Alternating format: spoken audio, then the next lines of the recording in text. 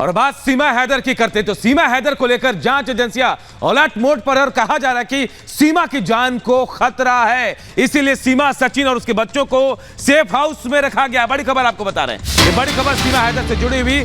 सीमा की जान को खतरा है और जांच एजेंसियां अलर्ट मोड पर है। सीमा को सेफ हाउस में रखा गया। पुलिस की निगरानी में सीमा, सचिन और बच्चे हैं। कल पूछताछ के बाद सीमा को सेफ हाउस में शिफ्ट किया गया था। सूत्रों के हवाले से बड़ी खबर आपको बता रहे हैं, जांच एजेंसी अलर्ट मोड पर है। कहा यह जा रहा है सूत्रों के हवाले से कि सीमा की जान को खतरा है, जिसके बाद सेफ हाउस में सीमा, उसके बच्चे और सचिन को रखा गया है। और इस बीच एक और बड़ी खबर आपको बताते हैं। पूछताछ लगातार सीमा से की जा रही है, लेकिन पूछताछ के साथ साथ शक और गहरा होते जा रहा है। जो कोडवर्ड यहां पर इस्तेमाल किए जा रहे थे सीमा के द्वारा, उसको लेकर के जानकारी यूपी एटीएस के द्वारा जुटाई जा रही है। आपको बता दें कि इस चैट में फूफी और फल कोडवर्ड जो है उसे लेकर के एटीएस ने अब सवाल पूछे हैं और अब सीमा पर शक और गहरा होते जा रहा है। बताया यह भी जा रहा है, सूत्रों के द्वारा जानकारी मिल रही है कि सीमा लगातार अपने सवालों के जो जवाब है वो बदल रही है, जवाब गोलमोल दे रही है। और ऐसे में शक और गहराता है कि आखिरकार 2 से 3 पासपोर्ट क्यों थे, इतने आधार कार्ड क्यों थे और साथ ही इतने मोबाइल फोन क्यों थे जो तोड़ दिए जाते हैं इस्तेमाल करने के बाद। और अब उनका डेटा रिकवर करके कहीं ना कहीं ये जानने की कोशिश की जाएगी कि आखिरकार सीमा का पूरा सच क्या है। यूपी एटीएस ने 2 दिन तक लगातार पूछताछ की सीमा से। सोमवार के दिन 8 घंटे तक यह पूछताछ होती है, मंगलवार के दिन भी 9 से 10 घंटे तक यह पूछताछ होती है। अब कहा यह जा रहा है कि उसे सेफ हाउस में रखा गया क्योंकि उसकी जान को खतरा है, लेकिन सीमा को लेकर के एक के बाद एक कई खुलासे हो रहे हैं कि आखिरकार सीमा एक देश की सीमा लांघ करके दूसरे देश की सीमा में पहुंचती है, यानी कि नेपाल पहुंचती है और उसके बाद भारत पहुंच जाती है। लेकिन इस बीच कितने मोबाइल फोन उसके द्वारा इस्तेमाल किए जाते हैं और इसी के साथ साथ क्यों उसने अपने आधार कार्ड बदले, क्यों उसने इतने पासपोर्ट बनवाए। तो ऐसे तमाम सवाल है जिनके अब जवाब यूपी एटीएस की टीम जुटाने में लगी हुई है, लेकिन शक गहराते जा रहा है। फूफी और फल कोडवर्ड का मतलब क्या है, यह भी जानकारी जुटाई जा रही है। तो चैट को लेकर भी सीमा से सवाल पूछे गए हैं। तो देखिए, संदिग्ध पाकिस्तानी सीमा हैदर को लेकर यूपी एटीएस की टीम छानबीन कर रही है, पूछताछ कर रही है और कई खुलासे हो रहे हैं। सूत्रों के मुताबिक एटीएस को सीमा के नेपाल और पाकिस्तानी सेना के कनेक्शन की जानकारी भी हाथ लगी है। यह एक्सक्लूसिव रिपोर्ट आपको दिखाते हैं।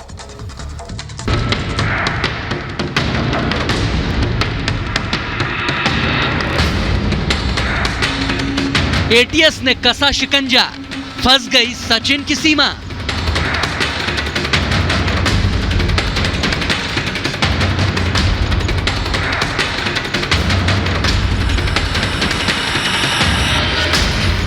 जासूसी वाला राज, पूछताछ में पर्दाफाश। सीमा हैदर के प्यार के किस्से तो बहुत सुन लिए, नाच गाना और बहुरानी वाला बहाना भी खूब चला, मगर अब सीमा हैदर पर शिकंजा कस चुका है। यूपी एटीएस ने लगातार दूसरे दिन पाकिस्तान से आई संदिग्ध महिला से 9 घंटे से भी ज्यादा वक्त तक सवाल जवाब किए हैं। सीमा हैदर और सचिन को यहाँ से ले जाया जा रहा है, साथ में सीमा का बच्चे भी हैं और ये देख लीजिए 2 बच्चे भी गए सीमा के। यहाँ से सीमा को ले जाया जा रहा है। लंबी पूछताछ सीमा और सचिन से हुई है। सीमा हैदर को यहाँ से ले जाया जा रहा है। लंबी पूछताछ के बाद सीमा को यहाँ से ले जाया गया है। सूत्रों के मुताबिक आईबी यानी कि इंटेलिजेंस ब्यूरो को इनपुट मिला है कि सीमा हैदर के चाचा पाकिस्तानी सेना में सूबेदार हैं, उसका भाई भी पाकिस्तानी आर्मी में है और इसी के बाद यूपी एटीएस एक्टिव हुई और सीमा से ताबड़तोड़ पूछताछ की गई। कहा जा रहा है कि सीमा से पूछा गया कि क्या प्यार के नाम पर वो किसी मिशन पर भारत आई हैं? सचिन के जरिए क्या किसी साजिश को अंजाम देने की कोशिश हो रही है? सचिन मीणा के अलावा क्या किसी और से भी उसने संपर्क किया है? भारत में घुसने के लिए क्या सीमा हैदर ने किसी की मदद ली है? और पाकिस्तानी सेना और आईएसआई से जुड़े होने के भी सवाल पूछे गए हैं। हालांकि तमाम सवालों पर सीमा हैदर गोलमोल जवाब दे रही है। एटीएस सूत्रों का कहना है कि सीमा हैदर पूछताछ में घुमाने की कोशिशों में लगी है। खबर है कि सीमा पर आईएसआई ने अब पल्ला झाड़ लिया है। पाकिस्तानी सरकार को रिपोर्ट सौंपकर यह कहा गया है कि सीमा उनका मोहरा नहीं है, लेकिन पाकिस्तान में सीमा की वजह से अब हिंदुओं पर अत्याचार होने लगे हैं, जिसका मुद्दा वहां की सिंध असेंबली में भी उठा है।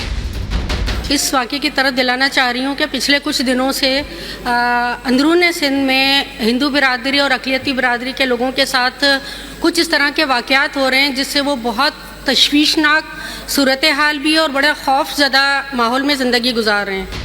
पाकिस्तानी सरकार पर सवाल उठ रहे हैं। इस बीच कराची के थाने में सीमा के पति गुलाम हैदर के परिजनों ने तहरीर दी है जिसमें कहा गया है कि उन्हें गुलाम हैदर ने सऊदी अरब से फोन कर कहा कि मेरी बीवी और बच्चों से संपर्क नहीं हो पा रहा है।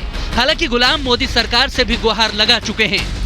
मैं मोदी सरकार को हाथ जोड़ के गुजारिश करता हूं, अपील करता हूं कि मेरे बच्चे मेरे हवाले करें, पाकिस्तान के हवाले किए जाएं। इधर योगी सरकार ने अब आतंकवाद के एंगल से भी इस मामले में जांच कराने में जुटी हुई है।